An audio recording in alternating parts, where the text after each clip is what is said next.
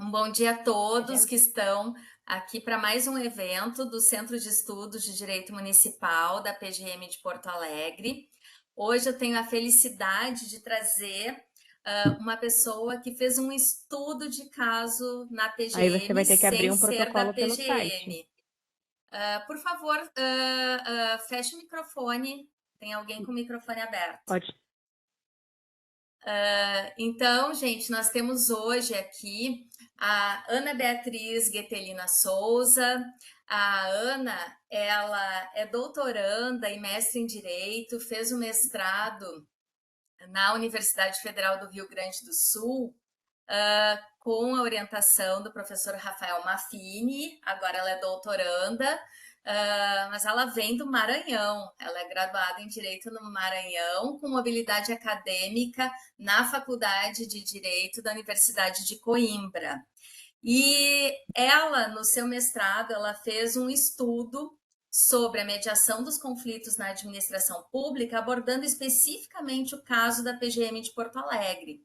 E como para quem acompanha os eventos do CEDIM, vocês devem estar vendo que nós estamos trabalhando muito com a questão da desjudicialização, com a questão da mediação e de outras formas de solução dos conflitos, tendo em vista que isso é uma grande tendência, e não é só uma tendência por acaso, é uma necessidade que nós estamos enfrentando, é uma grande tendência do direito administrativo. Então, com vocês, eu tenho a honra de apresentar a doutora Ana Beatriz. Peço, por favor, que mantenha os microfones mutados. A doutora Ana ela vai apresentar aqui algumas lâminas, alguns slides, vai fazer a sua palestra. Vocês podem, por favor, fazer perguntas pelo chat. Quem eventualmente não estiver visualizando o chat, porque foi atualizado o nosso sistema do Webex, pode, se for residente jurídico, pode entrar em contato comigo pelo WhatsApp para mandar pergunta e eu formulo. Ou então, ao final da palestra, pode fazer ela usando o seu microfone. Mas, por enquanto, mantenha os microfones mutados, certo? Um bom dia, Ana Beatriz. Eu tenho que registrar aqui que teremos ou temos já a presença da doutora Patrícia Dornelli Schneider, que é a nossa chefe da Central de Mediação e Conciliação, e ela disse que estaria presente hoje para ver o resultado, então, de todo esse trabalho. Estás Maravilha, com a palavra. então. Um bom dia a todos e a todas. Eu gostaria de inicialmente agradecer a doutora Karen pelo convite, né? A toda a equipe do CEDIM, a Ângela também que me auxiliou aqui na plataforma virtual, a todos os servidores que trabalham no CEDIM. Muito obrigada pelo convite, pela oportunidade de estar aqui hoje falando sobre essa pesquisa, sobre esse tema que é tão caro para mim. Gostaria também de saudar a doutora Patrícia, não sei se ela ainda está, se ela já está aqui na reunião, mas de todo modo já deixar aqui registrado o meu agradecimento, porque ela muito me auxiliou, gentilmente me auxiliou ao longo da minha pesquisa que eu desenvolvi durante o mestrado, e também saudar todos os que estão aqui presentes, eu acredito que tem amigos aqui, familiares, então muito obrigada todos pela presença. Eu não consigo vê-los porque eu já estou com os slides abertos. Então, o que eu estou conseguindo ver no momento são só os meus slides. Mas qualquer coisa, né, como a doutora Karen falou, coloquem no chat e aí ao final da minha apresentação eu vou conseguir né, ver ali o que vocês comentaram e também tirar algumas dúvidas. A Patrícia Então, já te cumprimentou aqui, viu? Ela está assistindo. maravilha. Obrigada, doutora Patrícia. Então, falando um pouquinho sobre mim, né? A doutora Karen já me apresentou. Eu sou a Ana Beatriz Getelina Souza. Eu fiz, na verdade, eu fiz o mestrado na Universidade La Salle, no Rio Grande do Sul, em Canoas. Eu fui bolsista CAPES e agora no doutorado que eu estou na Universidade Federal do Rio Grande do Sul. Eu vim também lá do Maranhão, né? Eu fiz a graduação na Universidade Federal do Maranhão com mobilidade acadêmica na Universidade de Coimbra, em Portugal. Então, ao longo dos anos, eu fui buscando me especializar, buscando aprofundar os meus conhecimentos e sempre a área afim, né, que eu busquei foi o direito público. Então, durante meu mestrado, eu desenvolvi essa pesquisa empírica em relação à Câmara de Mediação e Conciliação de Porto Alegre, e eu tive a oportunidade de presenciar e verificar a mudança de paradigma que tem acontecido na administração pública. E é isso que a gente vai falar um pouco hoje para vocês.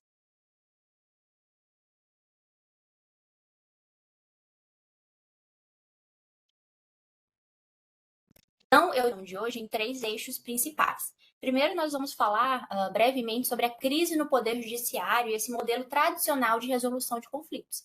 E como esse modelo ele acaba contribuindo, né, para que haja um assoberbamento de demandas no Poder Judiciário. Também, no segundo tópico, nós vamos falar sobre a consensualidade na administração pública, né, o advento do consenso nesse campo da administração pública e a ruptura de um paradigma tradicional, um paradigma mais autoritário, mais imperativo, para um paradigma dialógico, consensual. E no terceiro item, nós vamos falar sobre a gestão de conflitos, o tratamento de conflitos pela Procuradoria-Geral do município de Porto Alegre, então o caso específico da Câmara de Mediação e Conciliação. Então, iniciando a nossa apresentação de hoje, é inegável que o modelo litigioso ele permeia a nossa sociedade e esse modelo ele acaba sendo construído por vários fatores. Primeiro, a gente pode destacar aqui a formação processualista da nossa graduação em Direito. Então, os cursos de Direito eles são muito voltados para o processo. Tanto que nós temos diversas disciplinas de processo civil, processo penal, enfim. Isso tem mudado, é um cenário que tem mudado as graduações de Direito. Tem inserido na sua grade curricular disciplinas de métodos autocompositivos. Eu, inclusive, lá na Federal do Maranhão, tive essa disciplina no 9º ou no 10º período.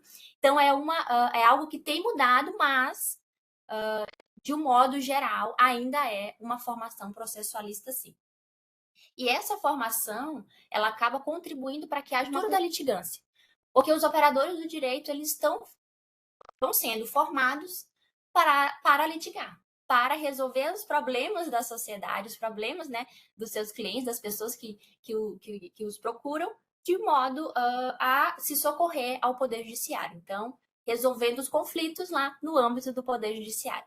Então, acaba que essa cultura da litigância, ela permeia a nossa sociedade, ela tem esse braço que vem, né, das nossas graduações em Direito, com essa formação processualista, e também assim, algo também cultural da nossa sociedade, que é permeada por conflitos. E essa cultura da litigância, ela também está muito ligada à visão negativa que se tem sobre o conflito. Conflito como algo adversarial, né, como um embate, uma disputa. E, de fato, a gente sabe que se há um conflito é porque realmente há uma divergência de ideias, né? Isso é natural. Mas não ver o conflito como algo, como não ver o conflito, né, como uma visão negativa realmente, ver como uma oportunidade de diálogo, de crescimento, de mudança de visão, né, ou de explorar as técnicas de acordo. Então é importante compreender que o conflito ele é inerente à nossa condição humana, ele é inerente à nossa sociedade. Ele vai sempre existir. Então, por que não buscar uma forma mais positiva de enxergá-lo, lidar com ele, né, e geri-lo?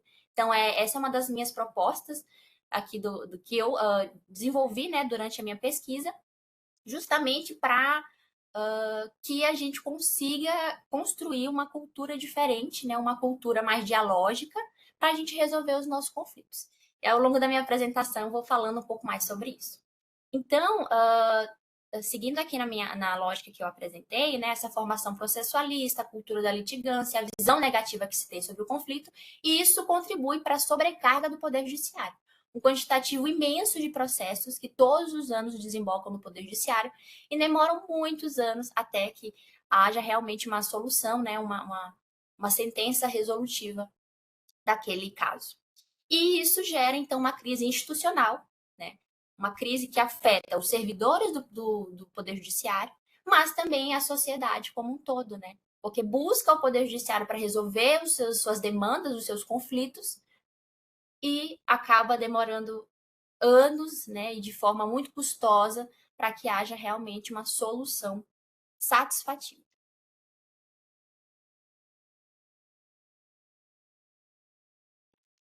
Do CNJ, né, do nosso Conselho Nacional de Justiça, do relatório Justiça em Números, e o Justiça em Números traz diversos dados, né? Eu trouxe aqui um deles que fala sobre a quantidade de processos que foram, né, averiguados ali no ano de 2022. Então, nós finalizamos o ano de 2022 com 81,4 milhões de processos em tramitação. Isso quer dizer, aguardando, né, alguma solução definitiva. E ali pelo gráfico a gente consegue perceber o aumento crescente que vem acontecendo, né, dos processos. Salvo ali nos anos de 2017, 2018, né, 2000 então aumento de processos, e a gente vê que de um modo geral, né, se a gente olhar lá de 2009 até 2022, a gente percebe um aumento acentuado de processos, e a gente precisa buscar maneiras de lidar com isso.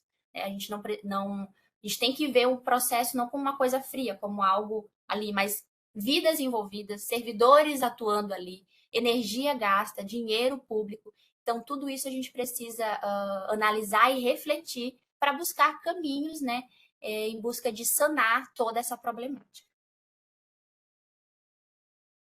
Outro dado que eu trouxe também é em relação à taxa de congestionamento, né? O Tribunal de Justiça do Rio Grande do Sul é o terceiro na posição do ranking nacional, com uma taxa de congestionamento de 71,2%. Então, é um número bastante expressivo, é um dado que realmente é um dado alarmante que chama a atenção, né, para que a gente possa pensar, refletir em novos meios para resolver essa demanda. E aí, em meio a essa abordagem, né, do processo judicial, da sobrecarga do Poder Judiciário, a gente inevitavelmente compreende que é realmente algo custoso, que leva tempo, traz um desgaste emocional, uma insatisfação. Então, é um cenário que realmente está em crise. Um cenário que está em crise, que precisa buscar mudanças para atender de fato a sociedade. E quando eu falo buscar mudanças, não é agora não vamos mais litigar no Poder Judiciário, nós não vamos mais ajuizar ações. Não, não é isso. O que eu busco tratar realmente é de uma gestão adequada de conflitos. O que isso quer dizer? Quer dizer que é preciso fazer um diagnóstico do conflito. Nós precisamos, quando analisamos um caso, analisamos um conflito, né, na sociedade, a gente tem que ver qual é o mecanismo que poderia melhor resolver essa demanda. E aí nós temos, claro, o Poder Judiciário, nós temos a mediação, a conciliação, a arbitragem, enfim, são mecanismos que se mostram para nós, que estão disponíveis à sociedade e que devem ser utilizados. Então, o que eu busco, né, desenvolver durante a minha pesquisa, o que eu defendo, é que o Poder Judiciário ele tem que haver um filtro em relação aos processos que vão até o Poder Judiciário, justamente aqueles que realmente são necessários que sejam resolvidos naquela seara. Outros tantos poderiam ser resolvidos pela mediação, pela conciliação, pela arbitragem também, que é um mecanismo que tem sido muito utilizado nos últimos anos. Então, é importante fazer esse diagnóstico, o diagnóstico do conflito, quase como o direito pegou esse termo da medicina, da área da saúde, um diagnóstico do conflito, realmente analisar as suas particularidades, escolher o meio adequado e executá-lo da melhor forma. E para isso, né, para que a gente faça uma gestão adequada de conflitos, o operador do direito ele precisa saber, ele precisa ter o conhecimento em relação a todos esses mecanismos que estão disponíveis. Por isso também que eu defendo, né, que tem que haver cada vez mais uma remodelagem da nossa grade curricular do direito, para que haja uma inserção dessas disciplinas de meios autocompositivos, de prática consensual, para que os estudantes, né, as pessoas que vão, então, atuar no direito, elas possam ter conhecimento, ter realmente saber dessas técnicas para poder aplicá-las no nosso dia a dia. E aqui, né, eu retomo um pouquinho do que eu falei sobre a visão que se tem sobre o conflito, né? E aqui nessa imagem que eu trouxe, a gente vê um cenário adversarial, uma parte de um lado, a outra de outro, né?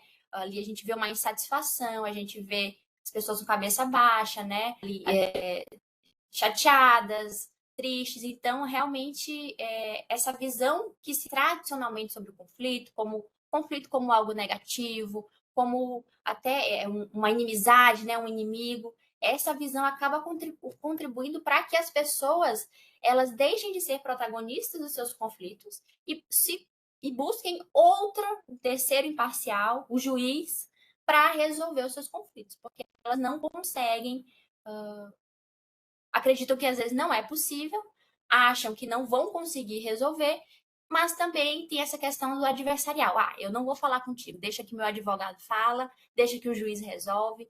Então é muito isso, eu acredito que é muito da visão negativa que se tem sobre o conflito. E aí quando a gente começa a pensar e de outras formas, né, do conflito com uma oportunidade de diálogo, de crescimento, de amadurecimento, de aplicação das técnicas da escutativa, da fala, né, direcionada. Então, é muito importante que a gente repense, né, toda essa crise.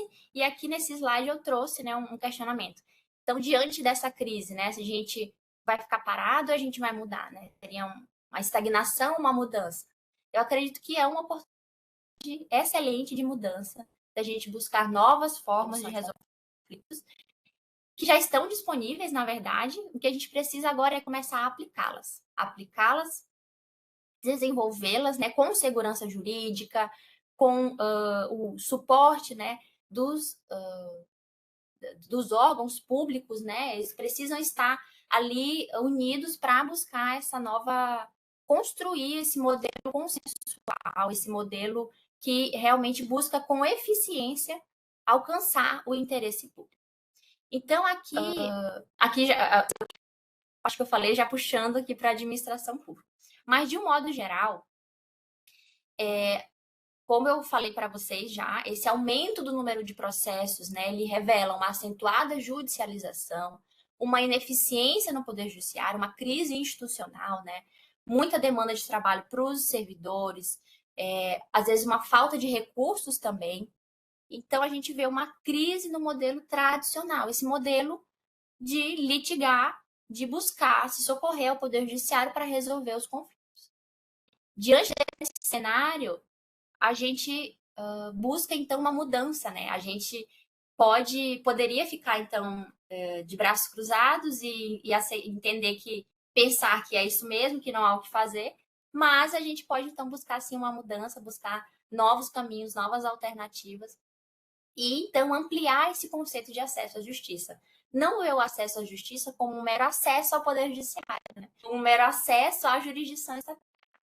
O acesso à justiça é muito mais amplo, ele engloba muitos outros mecanismos que podem ser utilizados, estão à disposição do cidadão e muitas vezes podem melhor atender, né, essa demanda, esse conflito que chega para nós. Então, nesse cenário de ampliação do conceito de acesso à justiça, a gente vê esses métodos adequados de resolução de conflitos, né? E por que eu falo adequados e não alternativos? Porque eu entendo, né, com base, né, na doutrina abalizada desse tema, que a questão do alternativos, a expressão alternativos, traz mais uma conotação hierárquica. Assim, tu tem a opção principal, que é o Poder Judiciário, e aí tu tem alternativas a ele. Mas essa visão, eu acredito que ela não compreende realmente o potencial que tem o consenso. Então, quando a gente fala em métodos, quando a gente escolhe utilizar métodos adequados, é justamente isso. A gente identificar, né, esse adequados. Por que adequados? Porque a gente vai fazer uma análise prévia do conflito, né, analisar as suas particularidades. Depois, escolher os métodos adequados entre aqueles disponíveis e executar essa técnica, né? Então, o adequado, ele traz mais essa ideia de que está ali adequado ao conflito, né, para melhor resolver. Então, imaginem, eu acho que a maioria, talvez, de vocês já tenham escutado, né, essa expressão sistema multiportas. Então, imaginem que você está em frente a diversas portas. Essas portas, elas estão no mesmo patamar. Não há uma porta, uma primeira porta, depois uma terceira. Não, elas estão todas juntas, uma do lado da outra. E nós, como cidadãos, como os operadores do direito, buscar abrir essa porta, a porta que mais, que vai se adequar, né? Que vai melhor atender aquele conflito, que pode ser que melhor atenda aquele conflito.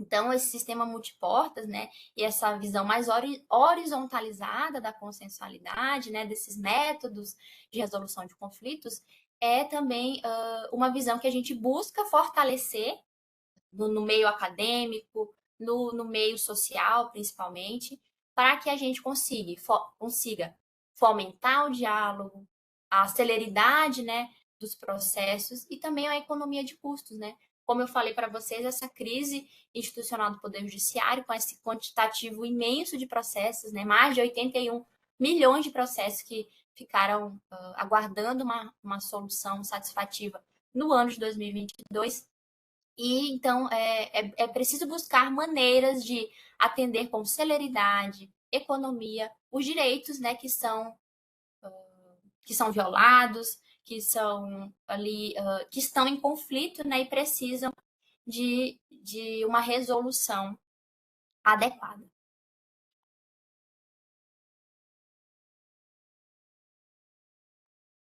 E então, nesse cenário, nesse âmbito, a gente começa a se questionar qual é o papel da administração pública diante dessa crise, né? Nesse primeiro item da minha apresentação, eu falei mais de um modo geral sobre a crise no Poder Judiciário, sobre a resolução de conflitos, mas aqui eu trago um ator que é muito central em toda essa problemática, né, que é a administração pública, o poder público, e como que ele se insere nessa lógica, né? Será que ele contribui para isso, para esse modelo tradicional? Como será que ele figura entre os maiores litigantes do Poder Judiciário, né? A gente acredita que o nosso palpite é dizer que sim, né? Que realmente a administração pública ela litiga bastante e há diversos fatores que explicam isso, né?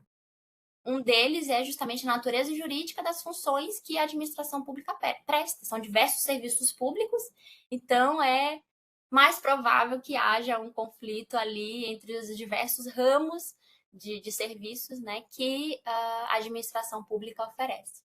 Mas há também essa formação processualista, há também essa resistência à aplicação da consensualidade, à aplicação dos mecanismos consensuais de resolução de conflitos. Isso tudo contribui para que a administração pública no Brasil seja a maior litigante. Então, a administração pública litiga muito, demanda muito, e isso acaba, então, contribuindo também, acirrando essa crise institucional e social de sobrecarga do Poder Judiciário. Então, partindo disso, partindo da administração pública como maior litigante, a gente começa a pensar, então qual é o papel da administração pública diante dessa crise? É continuar esse modelo que tradicionalmente se vê ou é mudar? Ou é romper esse paradigma, construir um novo paradigma, um paradigma mais consensual, mais dialógico, mais participativo, mais cooperativo? E a administração pública tem, sim, buscado mecanismos alternativas para buscado caminhos para enfrentar essa crise e enxergar de uma outra forma, né, os conflitos e buscar novas saídas para gerir esses conflitos.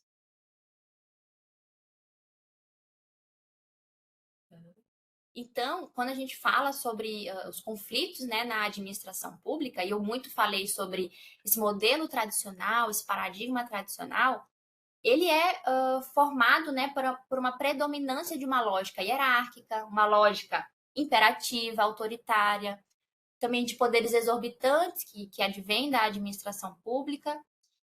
E a administração pública, né, como eu falei, é a maior litigante do Poder Judiciário. E ela acaba desenvolvendo, então, essa postura, né, tradicional, um distanciamento na relação do Estado com os cidadãos, e essa predominância, né, nessa lógica autoritária, hierárquica, imperativa, que faz parte da administração pública, que, que está realmente envolvida na própria construção da administração pública, assim, ao longo dos anos, e isso contribui muito para o acirramento da crise, né? Então, é importante buscar compreender como que a administração pública pode resolver isso ou, ao menos, minimizar essa problemática, né? Então, quando a gente fala em construção de um novo paradigma, a gente realmente pode até pensar, uns anos antes, a gente poderia pensar que era uma coisa muito utópica, né? Que a administração pública não iria ter uma relação mais horizontalizada com o cidadão, que a administração pública não iria abrir mão de certos poderes para conseguir conversar com o cidadão. Mas hoje, e dos últimos anos para cá, a gente vê, felizmente, uma mudança realmente, como é o caso da PGM de Porto Alegre, entre outros municípios no Brasil, estados e também no âmbito federal, a gente vê uma mudança. Isso também vem da mudança no direito administrativo, né? No âmbito da academia mesmo. O direito administrativo, ele tem adquirido, né, um viés mais consensual, dialógico, participativo. Esse direito administrativo que está mais próximo do cidadão, mais atento às demandas do cidadão, não de um modo altivo, de cima para baixo, mas de uma forma mais horizontalizada. E essa postura dialógica e cooperativa, ela tem sido bastante incentivada, não apenas na academia, né? Não apenas pelos doutrinadores, mas também nas nossas legislações. Então, o advento de legislações muito importantes, eles vão acender um alerta, né? E dizer os métodos autocompositivos, eles precisamos utilizá-los da forma adequada, eficiente, né? Buscando diagnóstico, e é um modo de resolver essa crise no Poder Judiciário. Não apenas resolver a crise, né? Os métodos autocompositivos, eles não são apenas direcionados para resolver essa crise, para buscar mais celeridade, mas para se desenvolver, para se fortalecer com mecanismos legítimos de resolução de conflitos. Então, o advento dessas legislações contribui, né, para que a consensualidade ela seja mais divulgada, mais incentivada e para que os gestores públicos, né, os servidores públicos possam aplicar essas técnicas de forma mais segura, né, que haja segurança para eles também. Então, quando há o advento dessas legislações, as instituições públicas elas têm segurança para poder com tranquilidade desenvolver essas técnicas e buscar resolver os conflitos de um modo, né, adequado, eficiente. E aqui retomando um pouquinho o que eu falava, né, sobre esses novos caminhos que a administração pública busca, né, diante desse contexto de maior litigante do Brasil, então essa solução consensual das controvérsias que é cada vez mais buscada, implementada pela administração pública brasileira.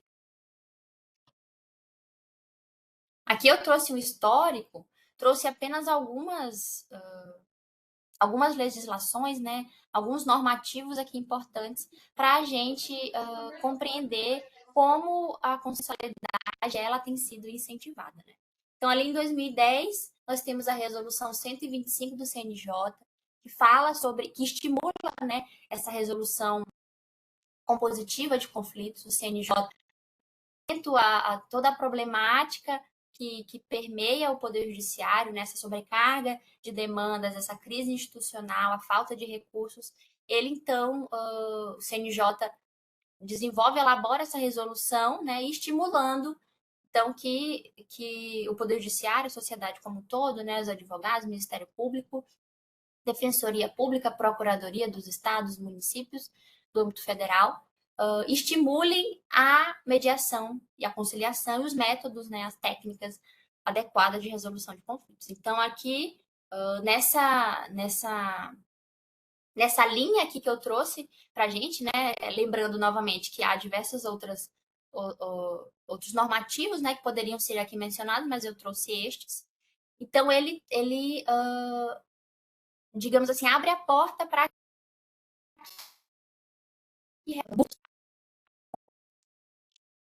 e ali em 2015 nós temos o advento da Lei 13.140, que é a Lei de Mediação, e a gente também vê uma nova lei, né, alterações ali no Código de Processo Civil.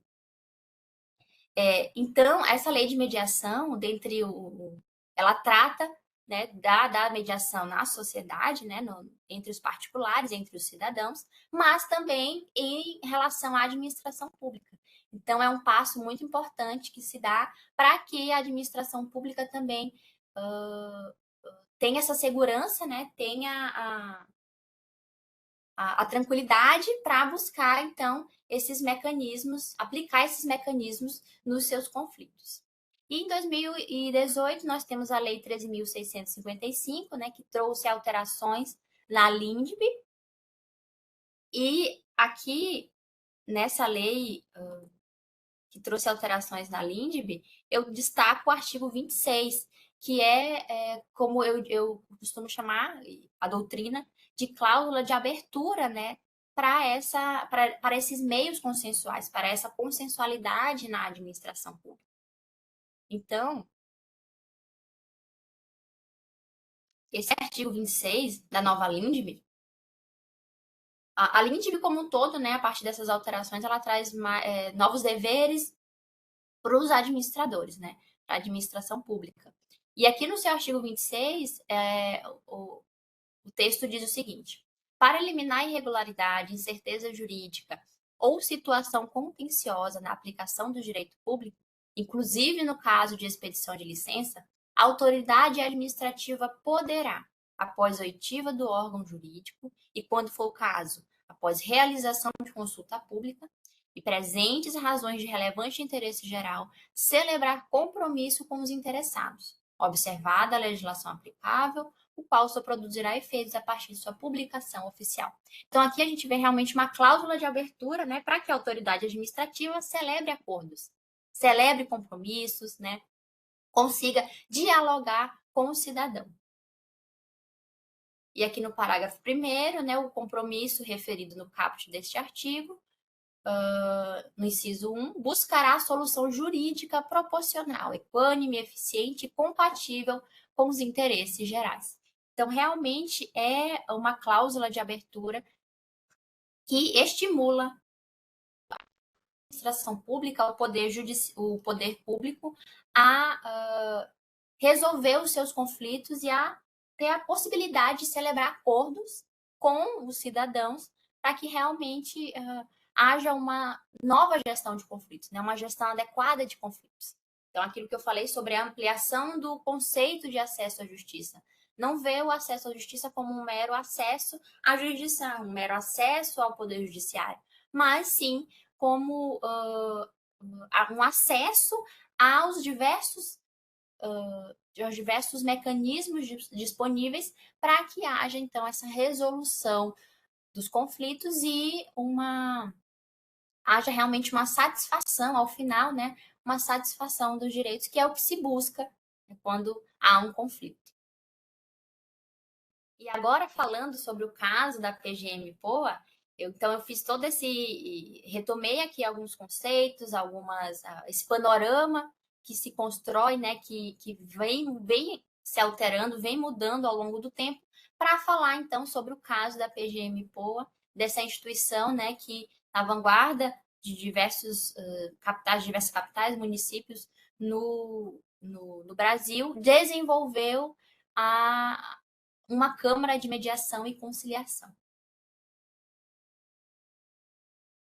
Antes de falar aqui falando sobre a Central de Conciliação, né, sobre o caso específico da PGM, eu queria só falar um pouquinho para vocês sobre a minha pesquisa, né, do mestrado, assim, eu desenvolvi essa pesquisa no âmbito da Central de Conciliação, né, especificamente da Câmara de Mediação e Conciliação de Porto Alegre. A pesquisa, ela se iniciou em 2021, finalizou no ano passado, e ela teve um aspecto empírico, né? Eu desenvolvi pesquisa empírica e fiz as entrevistas lá na Câmara de Mediação e Conciliação no ano passado. Então, as entrevistas e a pesquisa empírica foi realizada ali entre os meses de junho e julho. Eu entrevistei 5 atores daquele campo, né? Dentre eles, a coordenadora da Central de Conciliação, né, a doutora Patrícia, quem eu cumprimentei no início da minha fala. E então, ao longo dessa minha pesquisa de 2 anos, eu analisei tanto os aspectos conceituais, teóricos, né, como também os aspectos práticos. Eu busquei compreender como é que se organiza essa Câmara de Mediação e Conciliação, quais são os atores que ali atuam, né, quais são os agentes que ali atuam, como que ela se organiza, quais são as etapas do seu funcionamento, como é que é a resolução de conflitos? Quem é que pode solicitar essa resolução de conflitos, né? A utilização da mediação ou da conciliação? Então, esses foram alguns dos aspectos que eu busquei analisar durante nessa pesquisa, e aqui eu vou trazer algumas considerações para vocês. Então, quando a gente fala sobre central de conciliação, né, essa central de conciliação vinculada à PGM de Porto Alegre, ela foi criada pela lei número 12.003 de 2016, e ela abarca, então, a Câmara de Indenizações Administrativas, a Câmara de Conciliação e Mediação, a Câmara de Conciliação de Precatório, e mais recentemente a Câmara de Mediação e Conciliação Tributária. Então, a Central de Conciliação, esse guarda-chuva, né, que abarca essas diversas câmaras, ela mostra realmente como a administração pública de Porto Alegre busca resolver os conflitos com um novo olhar, com esse olhar mais consensual, mais dialógico, né?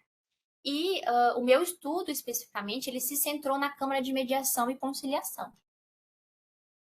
E aí, como eu falei para vocês, eu busquei analisar toda a composição dessa Câmara, né, o funcionamento, os agentes ali envolvidos. E aqui eu trouxe para vocês alguns gráficos que eu elaborei, algumas, na verdade, figuras que eu elaborei para a dissertação do mestrado. E aqui a gente pode analisar, por exemplo, a composição dessa Câmara. Então, nós temos o Procurador-Geral do município, né? A gente vê essa visão mais hierarquizada, temos o Procurador-Geral do município, temos a coordenação da Câmara de Mediação e Conciliação, e aí nós temos, então, esse corpo técnico administrativo, né, residente jurídico, estagiário de graduação, e os mediadores e observadores. Embora entre a coordenação da Câmara, né, os mediadores e observadores ali, não haja realmente um viés mais hierarquizado, né? Ali são colegas de trabalho que buscam fazer da melhor forma, né, essa Câmara de Mediação, resolver esses conflitos, mas há sim a figura do Procurador-Geral do município, né, ali para acompanhar todos esses processos. E aí, então, quais são esses requisitos, né, para se tornar mediador? Essa foi uma das dúvidas que eu tive ao longo da minha pesquisa, né, e foi um questionamento que eu fiz para compreender, né, como é que se torna um mediador.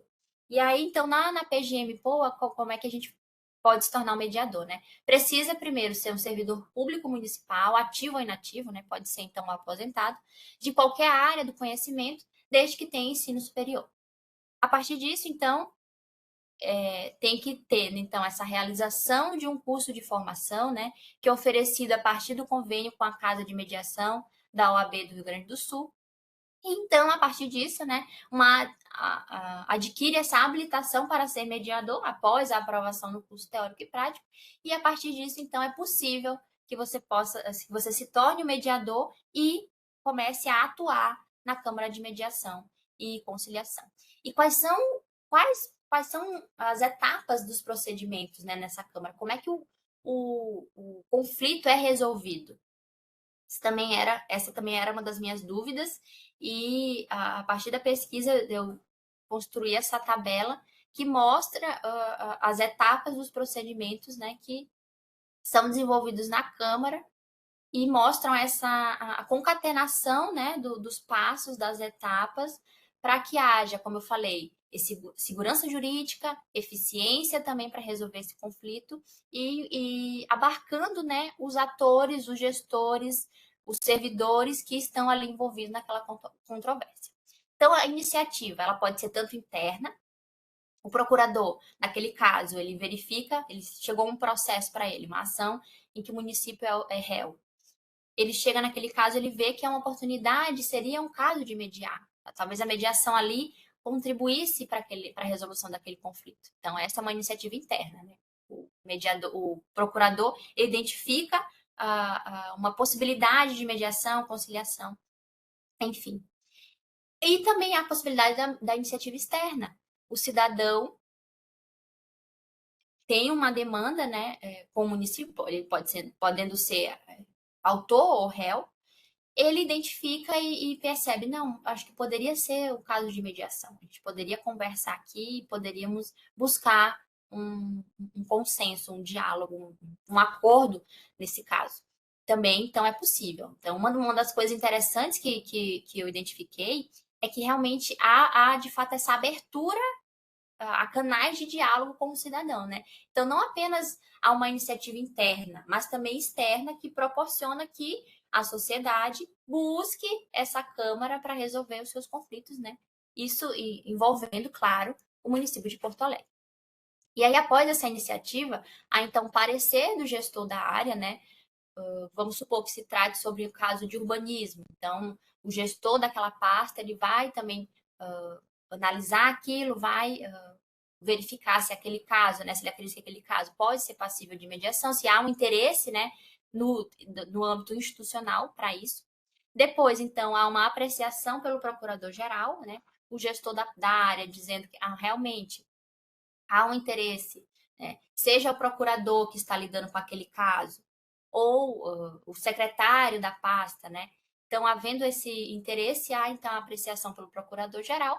Procurador-geral também verificando que é possível, que estão presentes os requisitos constantes na lei, vai então, se encaminha esse caso para a Câmara de Mediação e Conciliação e a partir daí se designam os mediadores.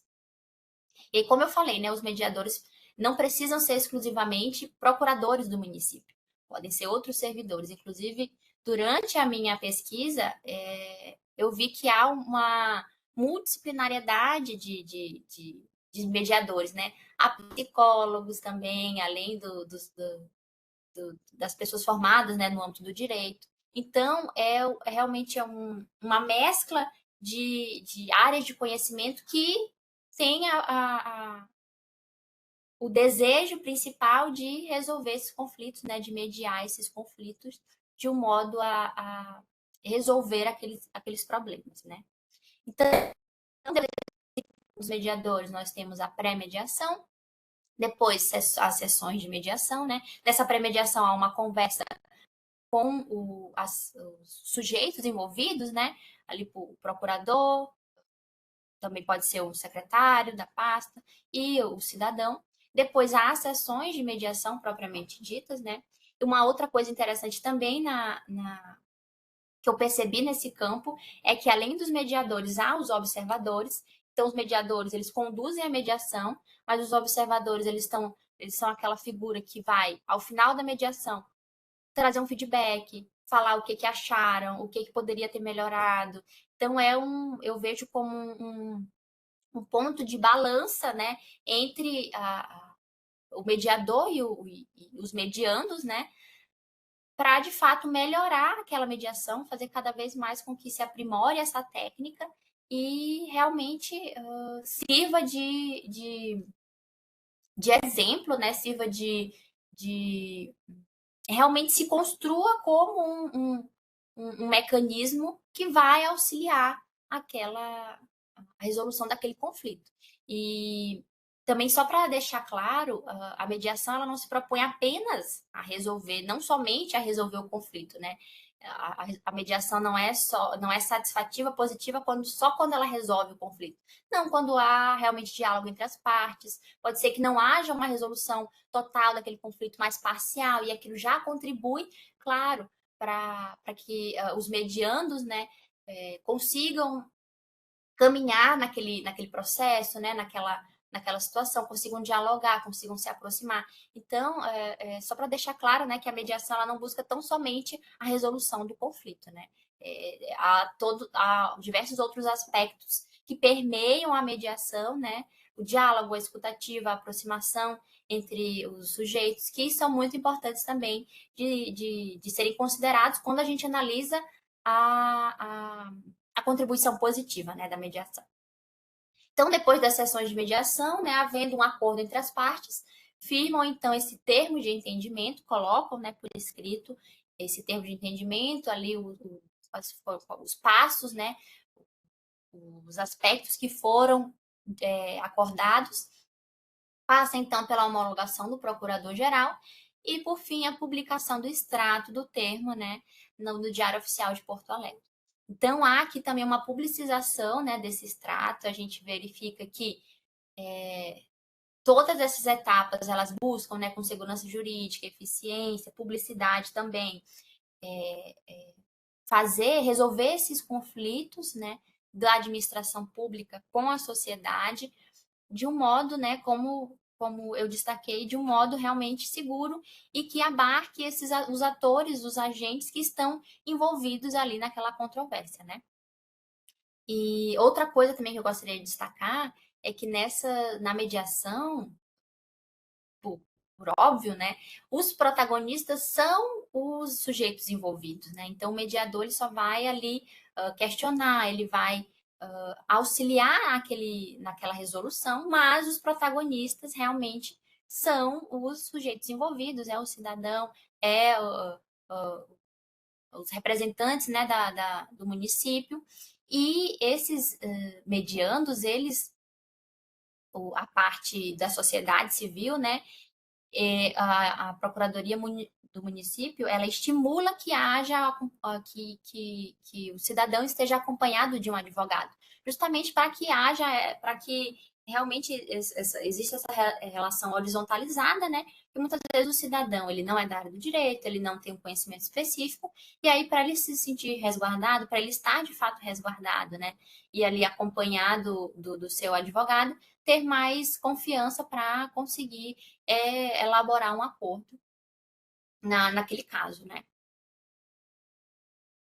E aqui eu trouxe também, já me encaminhando para o final da minha apresentação, eu trouxe alguns dados sobre os procedimentos instaurados de 2016, né, que foi quando houve a criação da Central de Mediação e da Câmara de Mediação e Conciliação, a junho de 2022.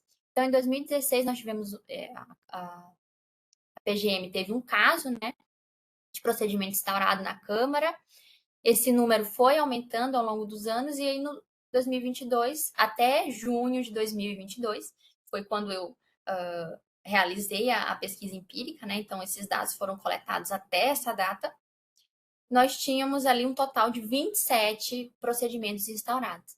Então, a gente verifica como realmente esse novo paradigma ele tem se desenvolvido na administração pública, no caso específico da PGM de Porto Alegre, como ele tem sido estimulado para que haja um fortalecimento.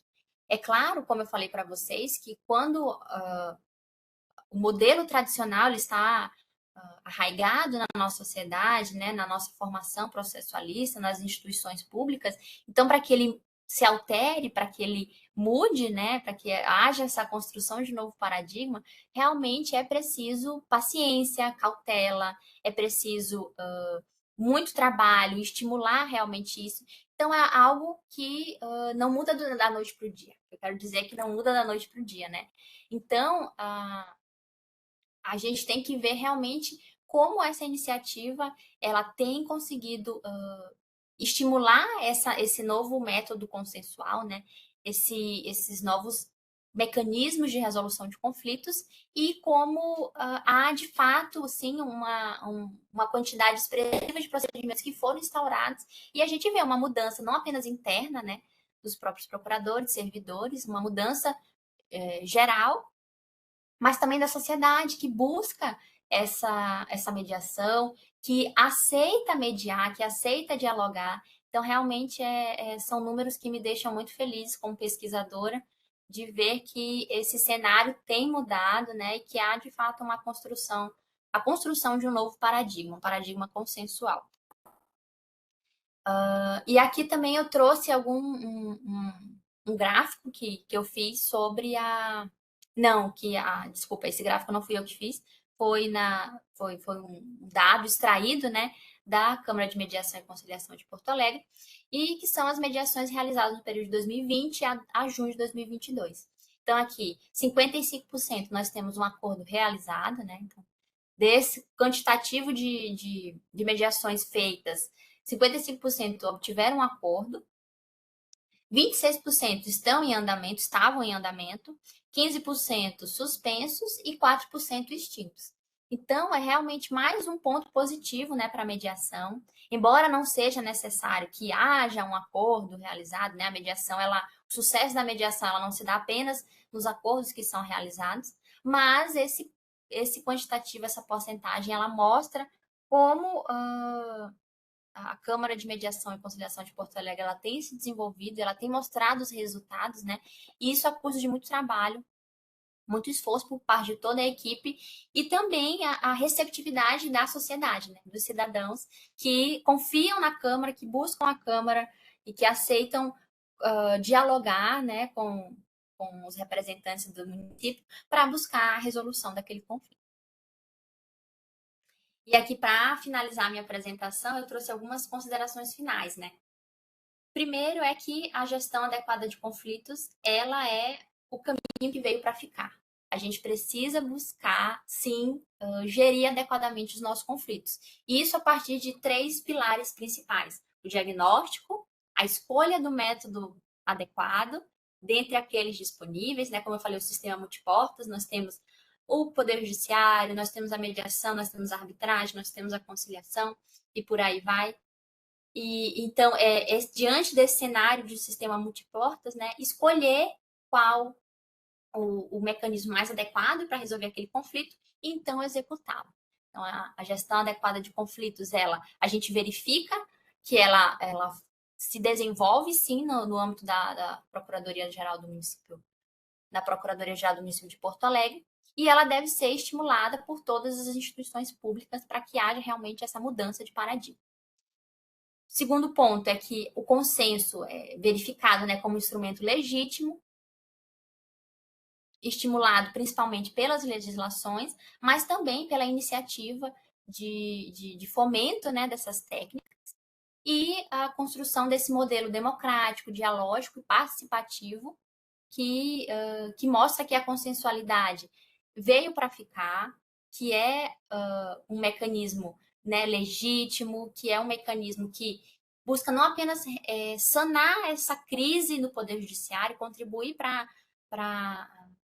diminuir essa crise no Poder Judiciário, mas também para se fortalecer como um mecanismo importante, eficiente e que está à disposição do cidadão e da administração pública, né, para contribuir nessa resolução de conflitos e no tratamento adequado desses diversos conflitos que existem na nossa sociedade, que vão continuar existindo, né? Como eu falei, os conflitos eles são inerentes à nossa condição humana, então é preciso buscar a melhor forma de geri-los, de dirimir esses conflitos.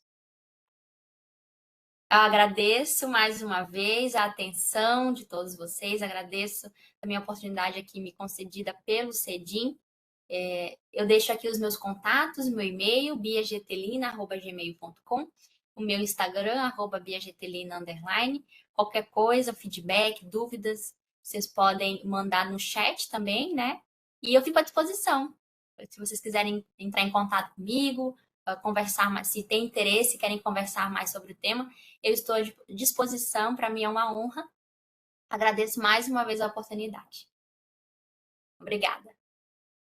Obrigada, Ana Beatriz. É muito bacana a gente ver quem está dentro da PGM conseguir se enxergar dentro de uma pesquisa acadêmica. Isso é extremamente gratificante.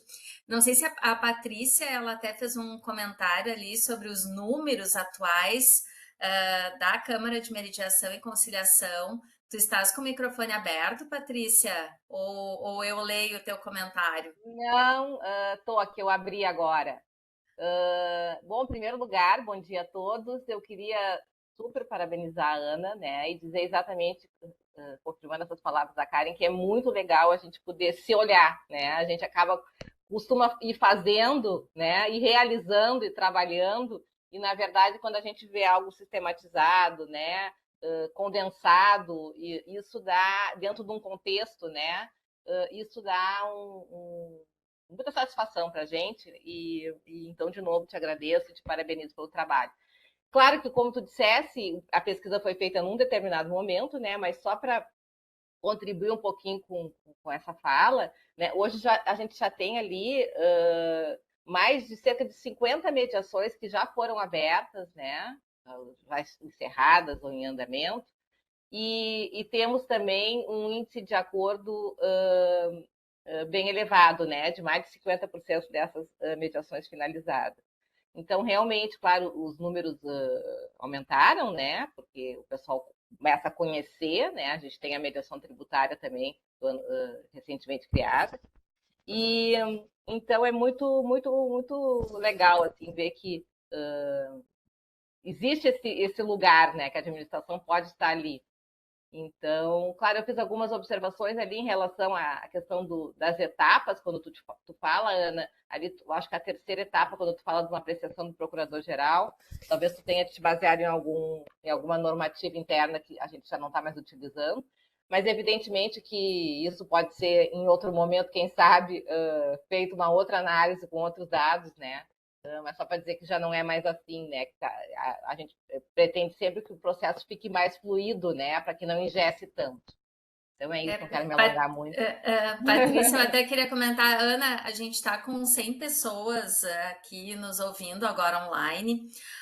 Então, uma participação bem expressiva, e eu queria até só contribuir, né, Patrícia, que a gente percebe, talvez quem não esteja nesse mundo da mediação, eu não sou mediadora, eu não trabalho ali junto com a Patrícia, sou uma mera observadora e admiradora desse processo, mas se a gente pensar no universo, no volume de processos judiciais, pode parecer pouco expressivo, mas eu não sei se a Patrícia vai ter números ali que nessas mediações que estão em andamento e casos de sucessos, nós temos tanto temas de alto valor de dinheiro, que foram objeto de solução até na área tributária, quanto questões muito complexas que talvez uma decisão judicial não pudesse contribuir da forma mais adequada para que as pessoas realmente saíssem satisfeitas e felizes, né? Porque eu gostei muito das imagens que tu trouxeste, em que as pessoas, às vezes, elas estão num processo litigioso, num processo judicial, e elas ficam entristecidas, elas nunca ficam satisfeitas. Então a questão do número às vezes não é tão expressiva quanto a positividade do resultado. E eu acho que é isso, e aí eu peço um comentário da Patrícia, que tem trazido muito as pessoas para a mediação, né, Patrícia? Na verdade, a gente sempre diz, né? Acho que a Ana falou isso muito bem também, de que não só o acordo, né? Mas essa possibilidade de diálogo, né? De escuta, de falar, ser ouvido, né? Ser escutado através, claro, do mediador que organiza essas falas, né? E estrutura esse diálogo, é muito compensador. A gente tem a pesquisa de satisfação, né? Que já é algo que está lá na resolução e na lei nacional. A gente faz pesquisa de satisfação com os medianos, independentes que a mediação encerre com ou sem acordo, mas isso traz um feedback muito importante para nós, que a maioria, assim, quase esmagadora das pessoas sai muito satisfeita, porque entende o lado da administração pública, que muitas vezes não consegue ser acessada, né, Ana? A gente não consegue falar quem é administração pública. Aí é muito repartido, é muito hierarquizado, a gente não consegue os É contatos. muito abstrato, né? É muito Muito abstrato. abstrato. Então, eu entendi as razões da administração, a administração entendeu as razões do mediano, do contribuinte cidadão, não teve acordo, mas eu saio satisfeita, porque eu compreendi, né, os limites de cada um. Então, isso é muito empoderador, né? Principalmente quando a gente usa muito essa questão de controvérsia, desse lugar que a administração ocupa, de ficar num lugar que é um lugar confortável, que é tanto o processo administrativo como o judicial, coloca a gente num lugar confortável que tu só rebate, rebate, rebate. Aqui, né, tu faz com que as pessoas construam formas, né, possíveis de fazer diferente. Então, com certeza, a mediação é um caminho, assim, eu digo, sem volta no sentido de trazer para as pessoas esse lugar de acolhimento, né? Evidentemente que não são todas as pessoas que estão prontas para fazer mediação, às vezes não é possível. E todas as câmaras, a gente vê tanto câmaras privadas como câmaras públicas, a gente tem contato com outras câmaras, trabalham com números, claro, comparando com o judiciário, tudo é pequeno, né? 50 é muito pequeno, 80 milhões, então... Não, mas é isso mesmo, até porque cada mediação tem, em média, 10 sessões de mediação envolvidas para se chegar num final, né? Então, é o trabalho, é a dedicação das pessoas, né? Então, E é muito também, legal. Patrícia, eu acho que a gente sai daquela situação em que eu imagino que boa parte das pessoas que está hoje nos ouvindo, e principalmente os residentes que são jovens profissionais, já se depararam com aquela realidade de estar trabalhando num processo judicial e ter a sensação de que a nossa produção tão cuidada talvez não seja lida.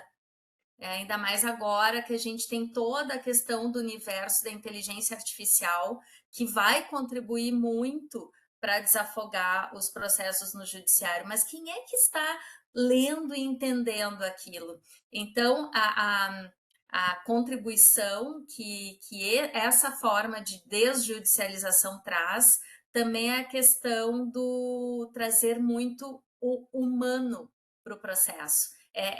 E é como se fala muito na mediação, a Patrícia colocou bem, a Ana também, é ser ouvido, né? É ter um momento de escuta, mesmo que a pessoa depois perceba que as razões do outro podem se sobrepor. Pelo menos ela se sentiu ouvida. E no processo ali, né, tudo virtualizado, a gente não sabe se alguém leu. Exatamente, bem isso.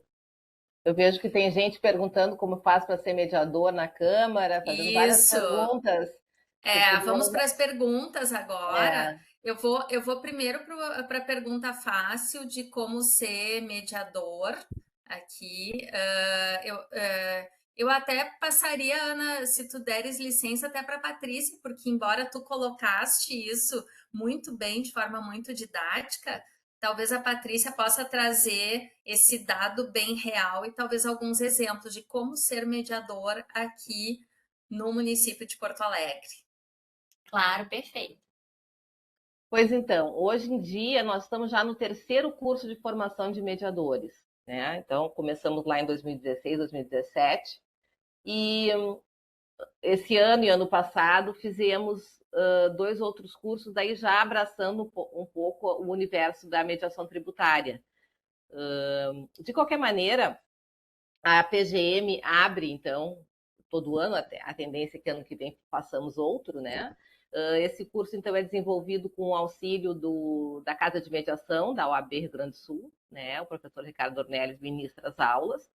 É um curso teórico-prático. E no primeiro momento, esses dois últimos cursos foram ofertados, né, digamos assim, para o pessoal que trabalha na PGM, por uma questão aí operacional, enfim, de custos, né, de origem desses pagamentos. Mas está se pensando em talvez ampliar um pouco isso, né? O primeiro curso, tanto é que o primeiro curso foi aberto a servidores de outras secretarias. Então, com certeza vai ser divulgado, né? O pessoal que não é da PGM, o pessoal que é de outras secretarias, enfim, autarquias. Vai ser divulgado aí provavelmente mais para segunda metade do ano que vem. Agora passando para a doutora Ana, olha que a Isadora está perguntando, a Isadora Tubino Cruz da Silva, ela é nossa residente, além da questão do currículo do curso de Direito voltado para o processo, quais as outras dificuldades a senhora acredita que os operadores do direito enfrentam para o caminho da desjudicialização e como superá-las? Uma pergunta grande, né? Mas... Maravilha, muito obrigada, Isadora, pela tua pergunta. Um questionamento muito interessante, realmente, que é um questionamento que permeia o início do nosso estudo. A gente pensa nisso, né? Quais são as dificuldades, os desafios enfrentados. Então, eu vejo que, além do currículo, né, que é um pouco defasado, muito voltado para o processo, eu vejo que há muita resistência ainda dos agentes, dos operadores do direito, que já estão nessa cultura da litigância, né, há mais tempo. Então, há realmente uma resistência e eu verifico que é uma dificuldade porque é preciso que as instituições estejam todas alinhadas nesse novo paradigma, né, nessa consensualidade, para que haja realmente uma mudança, né? Então, não basta somente a Procuradoria do Município de Porto Alegre, por exemplo, implementar essa Câmara, né, desenvolver essas técnicas consensuais, se o órgão de controle ou se outras instituições não abraçam essa nova postura, né? Se não compreendem, se tentam limitar, restringir. Então, acho assim que além dessa mudança que tem que haver no currículo do direito, é preciso que haja realmente uma atualização para os servidores públicos, né, para as instituições públicas de um modo geral, para que compreendam a importância desses métodos consensuais e busquem, então, não haver essa resistência, né, tão acentuada para que haja um desenvolvimento tranquilo dessas técnicas. Ana, olha só, aqui eu tenho a pergunta também de outro residente, que é o Rodrigo da Silveira, ele trabalha com regularização fundiária.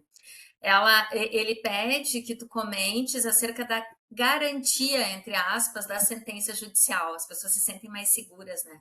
Não raras vezes a administração pública municipal não deseja atrair para si a responsabilidade de solução de conflito em virtude do receio de responsabilização, até mesmo com risco de responder a uma ação civil pública e ter que justificar as medidas tomadas e, eventualmente, rediscutir a matéria, só que na via judicial. Lado outro, se iniciado pela via judicial tradicional, o caso não vai ter rediscussão e a bola da solução não está nas mãos do município caso a decisão judicial dê errado. Então, talvez tenha esse receio do gestor público ao encaminhar, muitas vezes, uma solução grandiosa de alguma política pública para a mediação. Sim, exatamente. Rodrigo, muito obrigada também pela tua pergunta, muito interessante. Realmente, esse receio dos órgãos de controle, do que vai acontecer se o município fizer um acordo ou se o gestor propor, né, indicar esse caso à Câmara de Mediação, realmente é uma problemática que contribui para que haja essa resistência, né, à aplicação dos métodos consensuais.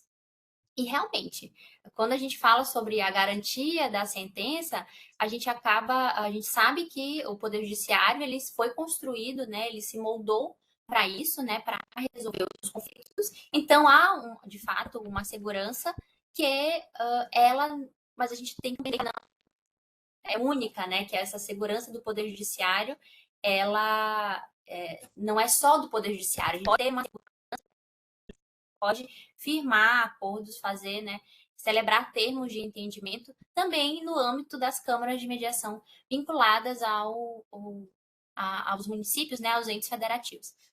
Então, como é que a gente pode ter justamente as legislações, né, que eu citei, elas trazem essa segurança para o gestor, Elas dão mais essa tranquilidade para celebrar os acordos, e aí também as legislações internas, né, do próprio município, né, como eu falei, a Central de Conciliação, ela foi criada por uma lei. Então, esses normativos, eles são importantes para dar essa segurança também. E, como eu falei também na pergunta anterior, né, respondendo a pergunta anterior, que é importante que as instituições públicas elas estejam alinhadas, né, para que se possa, de fato, desenvolver os mecanismos autocompositivos, né? Então, é importante que todas as instituições públicas, não apenas a que implementa de fato a, a mediação, a conciliação, mas as demais que compreendam, né, que entendam que é um mecanismo legítimo e que deve ser estimulado por todas as instituições públicas. Então, realmente, esse receio, ele existe. Ele foi ainda mais forte antes, ele era mais forte antes. Hoje ele está cada vez melhor, assim, mais resolvido justamente por conta desses adventos das legislações, né? Por toda essa normativa interna também que existe, que dá segurança para o servidor público. E é isso, como eu falei, né? Se as instituições públicas estiverem cada vez mais fortalecidas, unidas para essa busca comum, né, de gerir adequadamente os conflitos, isso vai cada vez, esse receio vai ficar cada vez mais para trás, né? Vai ficar cada vez mais superado. Ana, olha só, aproveitando isso, depois eu tenho uma outra pergunta de residente para te passar, mas eu até teria um comentário até para fazer a respeito disso, que recentemente a gente teve uma legislação aprovada na Câmara de Vereadores, mas dentro dessa legislação que tratava de uma reformulação da nossa lei do processo administrativo municipal, havia um artigo que permitia o estabelecimento de honorários advocatícios para aquelas soluções havidas em sede de acordo, tanto mediação quanto outras formas de acordo, que vem muito nessa pegada de desjudicialização e que são situações em que os procuradores, quando vão trabalhar, qualquer servidor, inclusive, que se envolva num acordo, nós vamos ter contadores envolvidos, nós vamos ter várias pessoas envolvidas nisso, né? Psicólogo, enfim, tem todo um aparato envolvido nisso. E por incrível que pareça, a Câmara de Vereadores foi contrária, porque ela enxergou nisso como se os advogados estivessem querendo um privilégio a mais, né? Sem talvez verificar que a questão de honorários pode existir em acordo também, sem talvez constatar que isso é um estímulo à desjudicialização, até a economia, né, dos entes públicos, né? Mas eu achei bastante curioso isso, porque não foi encarado como algo positivo na administração pública. Então, me parece que o próprio legislativo, que aprovou no passado uma legislação de mediação, ele ainda não percebe todos os elementos que circundam o tema. Eu não sei se tu tem acompanhado alguma questão de legislações ou de implementações em outros lugares, como que tu enxerga isso? Sim, sim, doutora Karen, eu acho que isso é muito. Eu não soube disso, né? Fiquei sabendo agora pela sua fala. Não, mas o que eu queria dizer? Que isso talvez se deve muito à falta de compreensão realmente dos desafios que se passam ali na Câmara, né? E muitas vezes o legislador ele está muito ali no gabinete fazendo as leis, mas não está atento realmente às dificuldades, os desafios que os servidores públicos, né, que os gestores, eles enfrentam para implementar essas técnicas, né? Então, realmente é muito mais tranquilo quando a gente pensa em já servir, em já utilizar aquilo que é tradicional, né? Que é o conhecido, né? Mais seguro, mais confortável. Você faz a contestação, ou faz um recurso, enfim, já está Já tem naquela... modelo, já tem modelo. E na Isso, mediação não tem já tem modelo. modelo. Exatamente. A mediação não, você tem que parar, você tem que utilizar um tempo para conseguir compreender aquele conflito, ver qual é a técnica que melhor se adequa, explorar, né, todas as potencialidades daquilo, né, conversar com o cidadão, com a empresa envolvida, né, enfim. Então, é diferente tomar tempo do servidor, assim, e quando eu falo tomar tempo, não é assim que é uma coisa ruim, então. Não, mas é que de fato gera um tempo maior, né, para o servidor, que ele tem que dar um enfoque especial para aquilo, né? E como tem que dar esse enfoque especial esse tempo, então é preciso sim que haja um estímulo para isso, né? Porque senão acaba ficando que é mais confortável para o servidor Exatamente. só seguir a linha do É processo, né? contraditório com as tendências até do Sim, direito administrativo, né? Eu tenho mais uma sim. pergunta, então, aqui do Luiz Roberto Monreal Silva, que ele mora no interior de Goiás, é nosso residente em Brasília, e ele está relatando a realidade dele, que lá em Valparaíso de Goiás, não tinha defensoria pública, né, que agora retornou. E ele está perguntando como tu enxerga essa relação de parceria entre entes públicos, como a Defensoria Pública, e os núcleos de prática jurídica, né, tipo o SAJU, que a gente tem da URGS, enfim, como um aliado da justiça multiportas. Eu acho, obrigada pela pergunta. Deixa eu ver, é o Luiz Roberto, né? Muito Luiz obrigada pela Roberto. pergunta, Luiz Roberto. Eu vejo como muito positiva, muito importante. Como eu falei, né? As instituições públicas, elas precisam para que haja um pleno desenvolvimento dos mecanismos consensuais, da construção, que esse novo paradigma, ele de fato se fortaleça, né, se solidifique e haja então um desenvolvimento pleno. Eu vejo como muito positiva, né, essa relação de parceria, também porque, como eu falei, a graduação em direito, os currículos de graduação, eles têm se alterado, né? Então é muito importante esse envolvimento da academia com as instituições públicas, né? Com os operadores do direito que estão ali na prática do dia a dia. É muito positiva porque traz uma atualização, né? Uma nova perspectiva sobre os conflitos, uma atualização também sobre as técnicas, como desenvolvê-las, né?